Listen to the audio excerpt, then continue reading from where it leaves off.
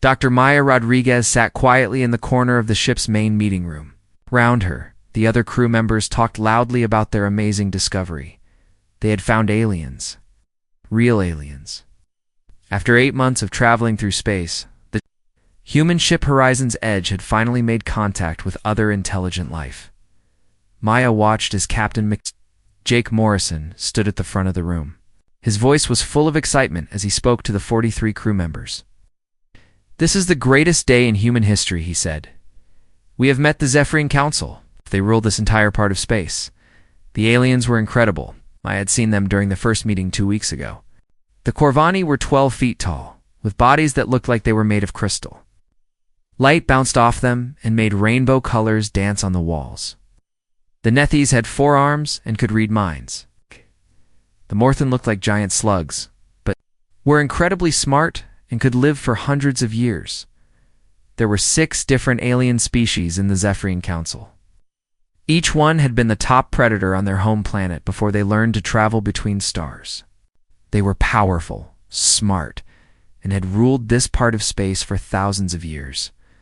Maya raised her hand slowly.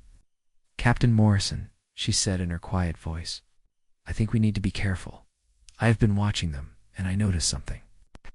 Captain smiled at her, the way adults smile at children. "Maya, what could possibly be wrong? They have been very friendly to us. They talk to us like we are stupid," Maya said. "When I tried to show them my research about their biology, they barely listened. They act like humans are not important." Dr. Peter Walsh, the chief science officer, laughed. "Maya, you are being too suspicious. These beings have technology we can only dream about. Of course, they see us as young and inexperienced. We are like children compared to them." Maya felt her face turn red. This always happened. Nobody ever listened to her. She was just the quiet scientist who studied alien plants and animals. While the important people like Captain Morrison and Ambassador Lisa Carter made big decisions, Maya stayed in her lab looking through microscopes. But Maya had sharp eyes and a good memory. During the past 2 weeks, she had watched the aliens. Carefully, she saw how they looked at human technology. They would pick up human tools and examine them like they were toys made by children. She heard them talking to each other in their own languages when they thought no humans were listening. The Corvani leader, High Curator Zethkar, said to his assistant, "These mammals are amusing. Their ships are so primitive. Perhaps we can use them to carry supplies or do simple work for us." Maya spoke several alien languages. She had studied them from the recordings made during first contact.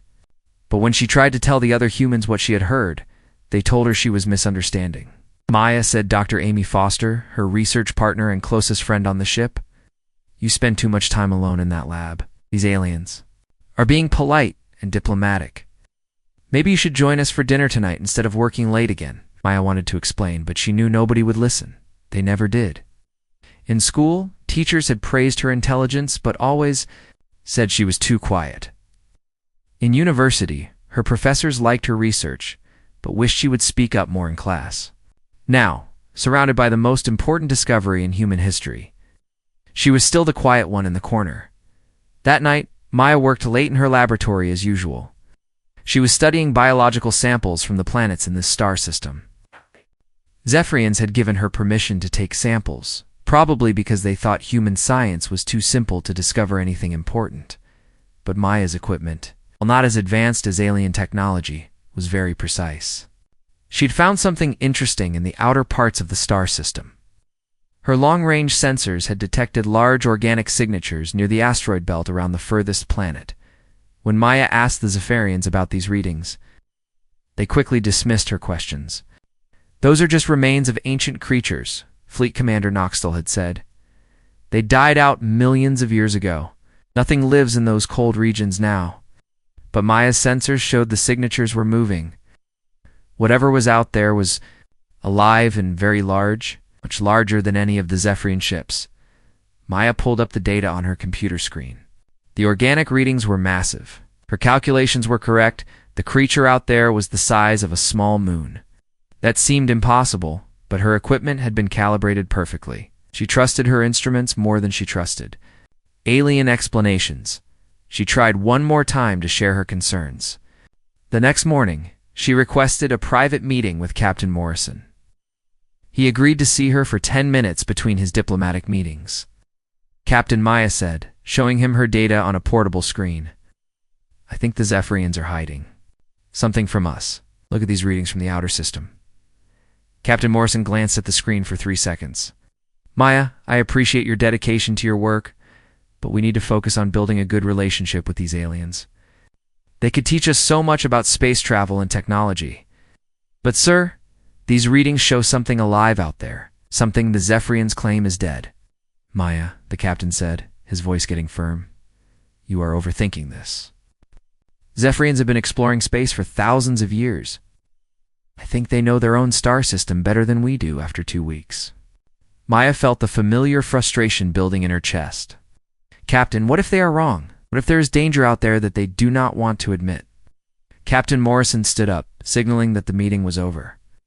Dr. Rodriguez, your job is to study plants and small animals. Leave the big picture thinking to those of us trained for it. That is an order. Maya left the captain's office feeling smaller than ever. She walked through the corridors of Horizon's Edge, passing crew members who were all excited about the cultural exchange programs and technology sharing agreements. Nobody wanted to hear about potential dangers. They only wanted to celebrate humanity's first contact with aliens, but Maya could not shake the feeling that something was very wrong. The Zephyrians were too confident, too dismissive of human capabilities. They acted like they had never met a species that could surprise them, and those readings from the outer system kept bothering her. That evening, Maya sat in her lab looking at the data again. The massive organic signature had moved closer to the inner planets. Just slightly, but it was definitely moving. Whatever was out there was not dead. It was alive. It was huge. And it was slowly heading toward the populated worlds of the Zephyrian Council. Maya made a decision. Nobody would listen to her warnings. She would continue her research alone. She would monitor those readings and be ready for whatever was coming, because deep in her heart, she knew that the quiet scientist in the corner might be the only one paying attention to the real danger. 3 weeks passed since Maya first detected the strange readings. Every day, she watched the massive organic signature move closer to the inner planets. Every day, she tried to warn someone. Every day, nobody listened. The cultural exchange program was going well, according to everyone else. Captain Morrison spent most of his time aboard the Zephyrian flagship called Eternal Wisdom. Ambassador Lisa Carter was learning about alien art and music. Dr. Peter Walsh was studying their advanced technology with excitement in his eyes. Maya continued her lonely work in the laboratory. She had mapped the movement pattern of the creature in the outer system. It was definitely heading toward the populated planets where billions of Zephyrians lived. At its current speed, it would reach the first world in about 2 weeks. She tried one more time to get someone to listen. During the weekly science meeting, Maya stood up when Dr. Walsh asked if anyone had new discoveries to share. I have been tracking something in the outer system, Maya said, her voice barely loud enough for everyone to hear. There is a large organic entity moving toward the inner planets. Dr. Kevin Brooks, the ship's physicist, smiled at her. You mean those old fossil readings the Zephyrians told us about? Those dead creatures from millions of years ago? They are not dead, Maya said firmly. The signature is moving. It is alive, and it is huge. Dr. Walsh looked at her with tired eyes. Maya, I think you need to take a break from your work. You have been spending too much time alone with those readings. Maybe the equipment needs calibration. Equipment is working perfectly, Maya said, feeling heat rise in her cheeks. I have checked it dozens of times. Perhaps, said Dr. Amy Foster gently, you should focus on the biological samples from the inhabited planets. That research could really help with the cultural exchange. Maya sat down without saying anything else. She looked around the room. At her fellow humans, they all thought she was wrong. They all trusted the aliens more than they trusted her that night. Maya was working late when alarms started screaming throughout the ship. Red lights flashed in the corridors. Her computer screen showed urgent messages from the bridge. All hands to emergency stations. Unknown contact detected in outer system. Maya's heart started beating fast. She pulled up her sensor data and felt cold fear wash over her. The massive organic signature had suddenly accelerated. Instead of 2 weeks, it would reach the first inhabited planet in less than 3 days. She ran to the bridge where Captain Morrison was talking rapidly with the Zephyrian commanders on the main screen. High Curator Zethkar's crystal body was actually shaking, something Maya had never seen before. "It cannot be," the alien leader was saying. "The Devourer was banished to the void eons ago. Our ancestors drove it away from all civilized worlds." "What is the Devourer?" Captain Morrison asked. Fleet Commander Noxtel appeared on screen next to Zethkar. The four-armed Nethes looked terrified. "It is death itself, a creature that feeds on entire civilizations. It consumes worlds and turns all life into part of its own body." Maya stepped forward. "How big is this creature?" The Zephyrian commanders looked at her like they had forgotten humans could speak. "Larger than our greatest cities," Noxel said. "It is a living ship the size of a small moon." "I have been tracking it for 3 weeks," Maya said quietly. Everyone on the bridge turned to stare at her. Captain Morrison's face turned red. "What did you say?" "I detected it 3 weeks ago. I tried to warn everyone, but nobody believed me." Dr. Walsh, who had come to the bridge during the emergency, looked shocked. "Maya, you said it was just some organic readings?" "I said it was a large living creature moving toward the inhabited planets," Maya replied. "You all said I was wrong," before anyone could respond. More alarms sounded. The long-range sensors showed Zephyrian warships engaging something in the outer system. The tactical display, Maya watched 3 massive alien battleships approach the organic signature. The Zephyrian ships were incredible. Each one was 3 times larger than Horizon's Edge and carried weapons that could destroy entire mountains. Maya had seen their demonstration videos during the cultural exchange. Their energy beams could cut through solid rock like butter, but when the Zephyrian weapons hit the creature, nothing happened. The energy beams simply disappeared into its surface, like water soaking into a sponge. Missile attacks that could crack asteroids bounced off harmlessly. On the screen, High Curator Zethkar was giving orders in his own language. Maya understood every word. He was ordering all ships to retreat immediately. "What is happening?" Morrison demanded. "Our weapons are useless," Zethkar said, his voice filled with despair. "Just as the ancient records described, the Devourer absorbs all energy we throw at it. Physical attacks cannot penetrate its hide." Maya watched in horror as one of the Zephyrian battleships got too close to the creature. Massive tentacles, each one the size of a city block, reached out and grabbed the ship. The tentacles pulled the battleship into the creature's body. On the sensors, Maya could see the ship being dissolved and absorbed. "We must evacuate," Fleet Commander Noxtel announced. "As our ancestors did before us, we will flee to distant systems and rebuild our civilization there." "What about the billions of people on your planets?" Captain Morrison asked. "There is no time to evacuate them all," Zethkar said sadly. "We can save perhaps 1% of our population if we begin immediately."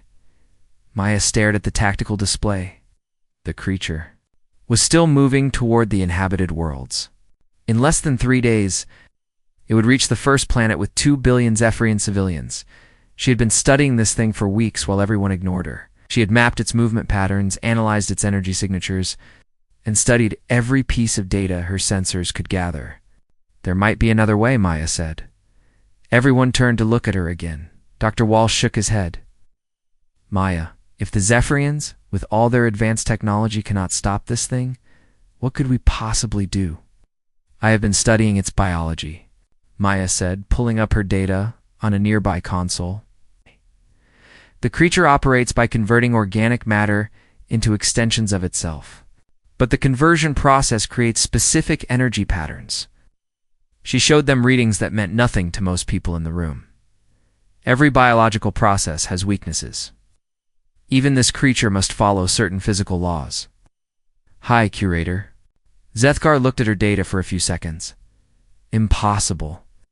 Our greatest scientists have studied the ancient records for millennia. No weakness exists." Your scientists studied it like predators, Maya said, surprising herself with her boldness. They looked for ways to overpower it. But what if the solution is not about being stronger? Captain Morrison frowned. What are you suggesting? Maya took a deep breath. I think I can find a way to disrupt its conversion process. I would. Need to get close enough to scan its exact biological patterns. That is suicide, Dr. Amy Foster said from behind her. You would have to fly directly toward that thing. Maya looked at the tactical display showing the creature's approach toward billions of innocent lives. Someone has to try something different. The Zephyrian way is not working. Fleet Commander Knoxville spoke up from the screen. Young human, you do not understand the scale of what you face. This creature has destroyed entire star systems. It has consumed civilizations far more advanced than yours. Maybe, Maya said quietly. But those civilizations probably tried to fight it the same way you are trying to fight it now. She turned to Captain Morrison. Sir, I request permission. To modify our sensor array, if I am right about the creature's biology, I might be able to find a way to stop it. Captain Morrison stared at her for a long moment. Round them, alarms continued to sound, as more Zephyrian ships fell to the creature. Maya, this is beyond anything we are equipped to handle, Captain Maya said. 3 weeks ago I told you. Something dangerous was coming. You did not believe me then. Maybe you should listen to me now. For the first time since she had joined the crew, Maya saw doubt in Captain Morrison's eyes. He looked at the tactical display showing the creatures. Unstoppable advance, then back at her. What do you need? He asked. Maya had less than 48 hours. The Devourer was moving faster now, as if it could smell the billions of lives waiting on the inhabited planets ahead. Every hour brought it closer to the first world, where 2 billion Zephyrians lived in. Crystal cities that sparkled like jewels, while the Zephyrian fleets continued their useless attacks and began evacuating their most important leaders. Maya worked alone in the engineering section of Horizon's Edge. She had convinced Captain Morrison to let her try, but most of the crew thought she was wasting precious time that could be used for escape. The solution Maya had in mind was completely different from anything the Zephyrians had tried. They kept attacking the creature with bigger and more powerful weapons. They thought like apex predators who had ruled their planets by being stronger than everything else. But Maya had spent her whole life being smaller and weaker than everyone around her. She had learned to solve problems by being smarter, not stronger. She had to think like prey that survives by outsmarting predators. The Devourer's biology was fascinating and terrible. It absorbed energy and matter by breaking them down at the molecular level and rebuilding them into part of its own body.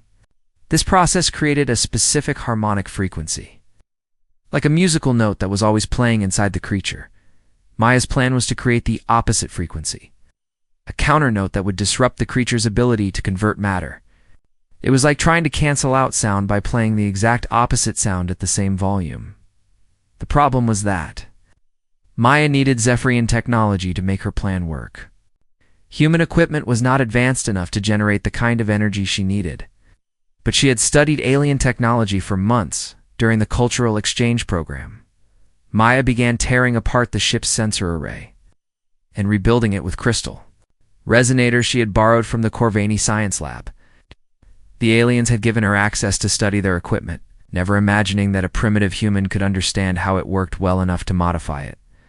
Working without sleep, Maya connected human computers to alien crystal technology in ways that no engineer had ever attempted.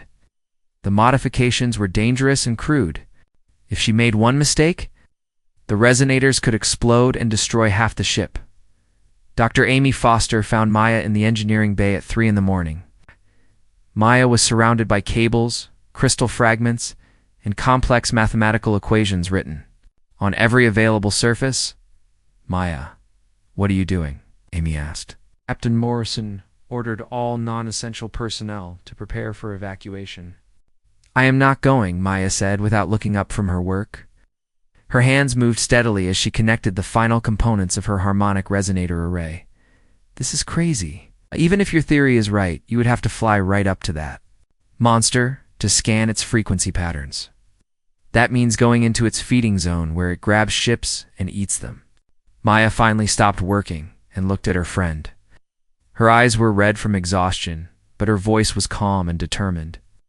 Amy, for 8 months I have tried to warn people about things they could not see. For 8 months, everyone has treated me like I am invisible. She gestured toward the tactical displays that showed the Devourer's approach. The Zephyrians think humans are primitive and stupid. Our own crew thinks I am just the quiet scientist who should stay in her lab and not worry about important things. Maya picked up a crystal resonator that pulsed with soft blue light. But I have been watching and learning while everyone else was playing politics. This creature is not unstoppable. It just operates on principles that apex predators refuse to consider. Amy stared at her friend, seeing a side of Maya she had never noticed before. You are really going to fly toward that thing alone. Someone has to try. And since I am the only one who believes this will work, it might as well be me. Maya's modifications to the ship were discovered 6 hours later, when Chief Engineer Tony Martinez came to check the sensor systems. He immediately called Captain Morrison, who rushed to the engineering bay to find Maya putting the finishing touches on her harmonic array. Dr. Rodriguez, what have you done to my ship? Captain Morrison demanded. I have given it the ability to generate harmonic counterfrequencies, Maya replied calmly. The resonator array can scan the Devourer's biological patterns and create the exact opposite frequency needed to disrupt its molecular conversion process. Dr. Peter Walsh examined Maya's work with growing amazement. Maya, this is incredible. You have combined our computer systems with Zephyrian crystal technology in ways I never thought possible. It will also probably destroy the ship, Maya added matter-of-factly. The energy requirements are beyond what our power systems were designed to handle. One use only. Captain Morrison's face turned pale. I order you to disconnect this equipment immediately. No, sir, Maya said quietly. Everyone in the engineering base stared at her. Maya Rodriguez had never disobeyed an order in her life. She had always been the obedient, quiet scientist who followed rules and stayed out of trouble. What did you say? Captain Morrison asked. I said no, sir. Horizon's Edge will only respond to manual controls from the bridge. Dr. Walsh looked shocked. Maya, you could be court-martialed for this. Only if we survive, Maya replied. And the only way we survive is if someone stops that creature before it reaches the inhabited planets. Captain Morrison tried to reason with her. Maya, even if your plan works, you would be committing suicide. The ship cannot survive the energy discharge needed to power your resonator array. Maya looked at him with steady eyes.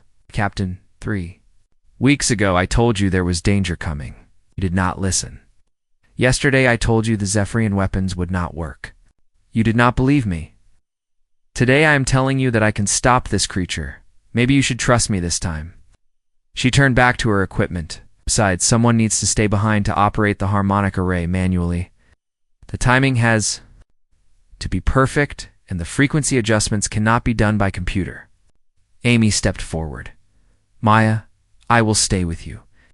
No, Maya said firmly. This is my plan and my responsibility. Everyone else needs to evacuate with the Zephyrian fleet. Captain Morrison tried one more time. Maya, I cannot let you throw your life away on a theory. Maya stopped working and looked around the room at all the people staring at her. Captain, for my entire life, people have told me I was too quiet, too careful, too small to matter. But quiet people see things that loud people miss. Careful people notice details that confident people ignore. She gestured toward the tactical display showing the Devourer's continued advance. That creature has destroyed civilizations full of apex predators who tried to solve problems by being stronger and louder than everything else. Maybe it is time to try being smarter instead. Maya walked to the bridge and sat down in the pilot's chair. Everyone who wants to live should get to the evacuation shuttles now. I am taking Horizon's Edge to intercept the Devourer. Captain Morrison followed her to the bridge. Maya, I am ordering you to stand down. Maya's fingers moved over the control panel, bringing the ship's engines online. I am sorry, Captain, but I disabled your command code 6 hours ago. The only way to stop me now is to physically remove me from this chair. Captain Morrison stood behind her for a long moment, watching the tactical display. The Devourer was now less than 18 hours from the first inhabited planet. The Zephyrian evacuation fleet could only save a tiny fraction of the billions of civilians in its path.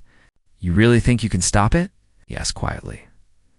Maya looked back at him with tired but determined eyes. "Captain, I have spent 3 weeks studying that creature while everyone else was ignoring it. I know its movement patterns, its feeding, behavior, and its biological processes better than anyone alive." She turned back to the controls. "I might fail, but I am absolutely certain that running away will not save those people." Captain Morrison was quiet for another moment, and he sat down in the chair next to her. "If you are doing this, you are not doing it alone.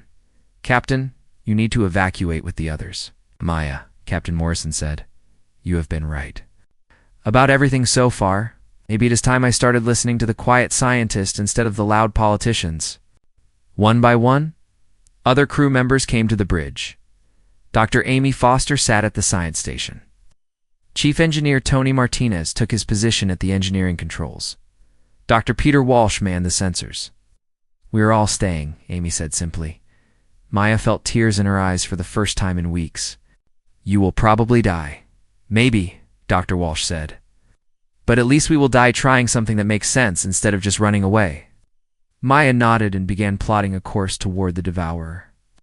Horizon's Edge broke formation with the Zephyrian evacuation fleet and headed directly toward the creature that had terrorized apex predators for millions of years. For the first time in her life, Maya Rodriguez was not alone. Maya Rodriguez piloted Horizon's Edge toward the most dangerous creature in the galaxy. Behind her, the Zephyrian evacuation fleet was racing away from their homeworlds. Ahead of her, the Devourer continued its slow advance toward billions of innocent lives. The creature was even more terrifying when seen up close. It was massive beyond imagination, like a living moon covered in writhing tentacles. Each tentacle was the size of a city block and moved with horrible purpose. Bioluminescent patterns pulsed across its surface like the neural networks of a giant brain.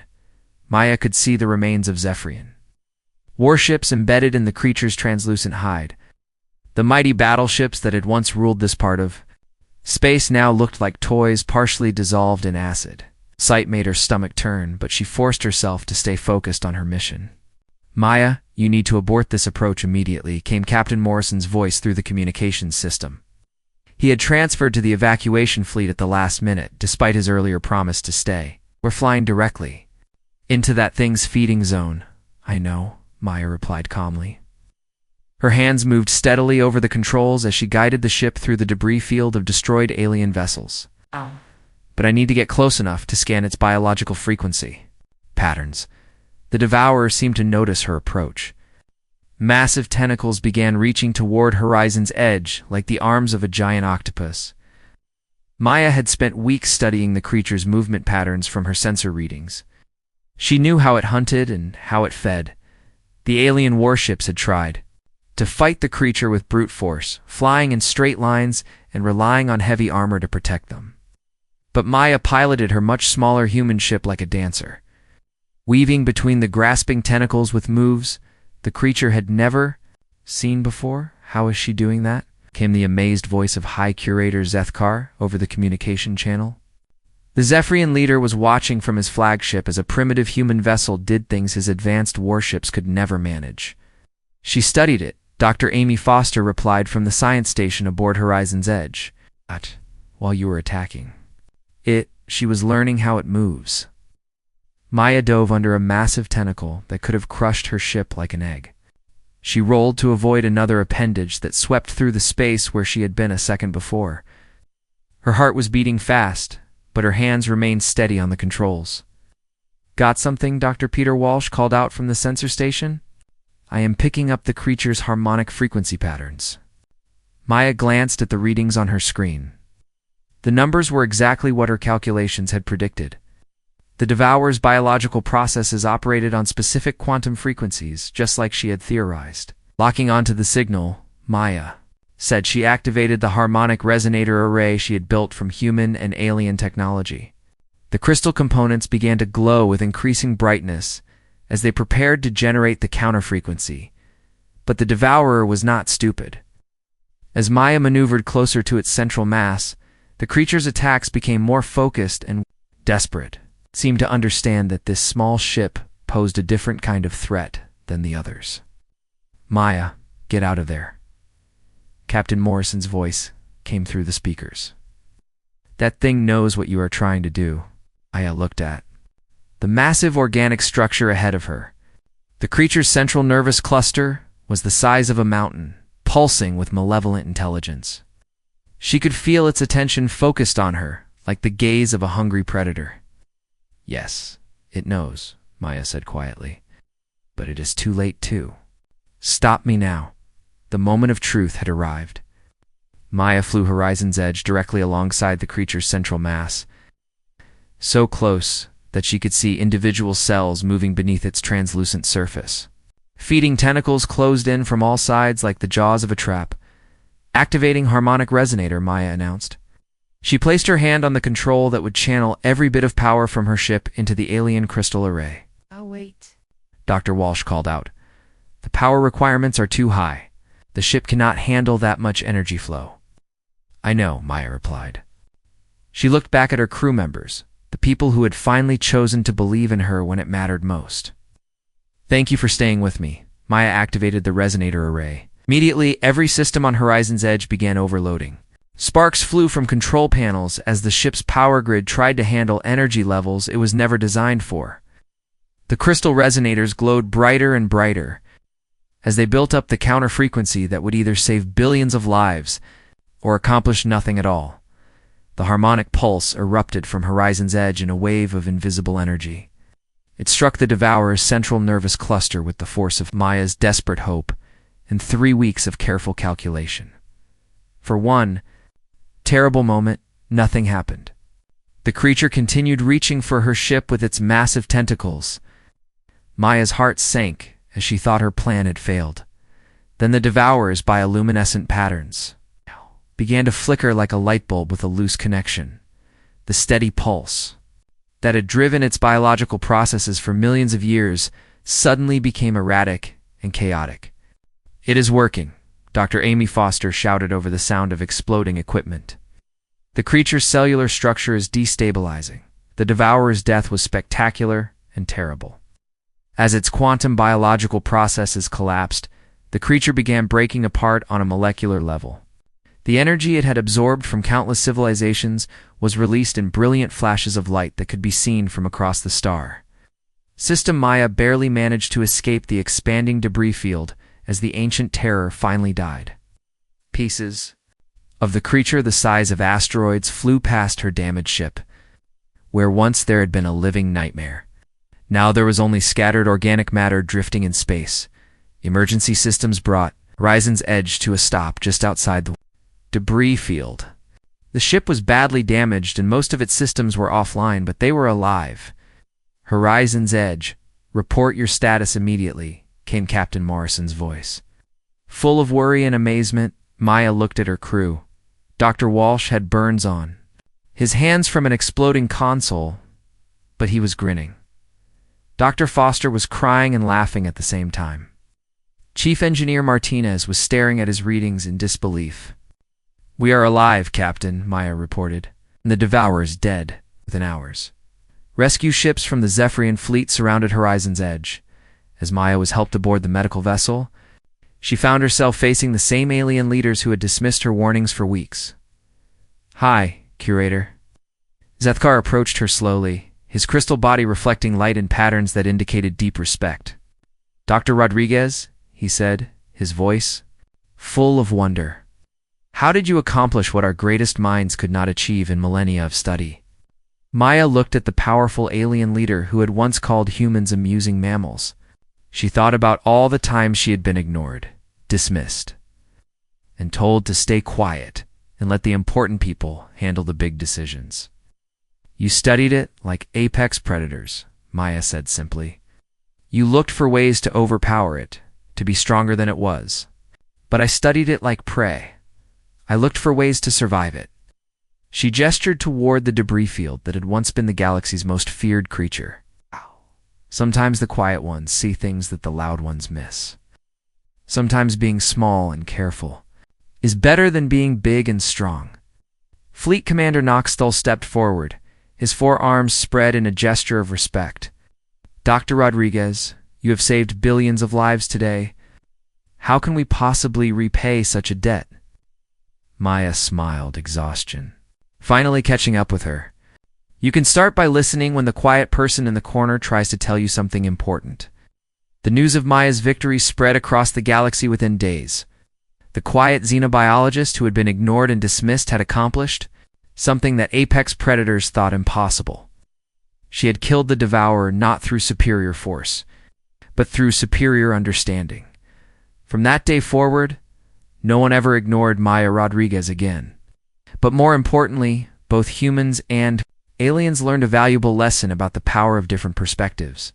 The galaxy discovered that humanity's greatest strength was not their technology or their diplomacy, but their ability to find solutions that others never considered. Maya had saved the galaxy by proving that sometimes the most dangerous enemies of ancient nightmares are the quiet scientists that everyone overlooks. She had shown the universe that thinking like prey could be more powerful than thinking like a predator. The devourer was dead. The quiet human who killed it had changed. How everyone thought about strength, intelligence, and the value of listening to voices that speak softly but see clearly.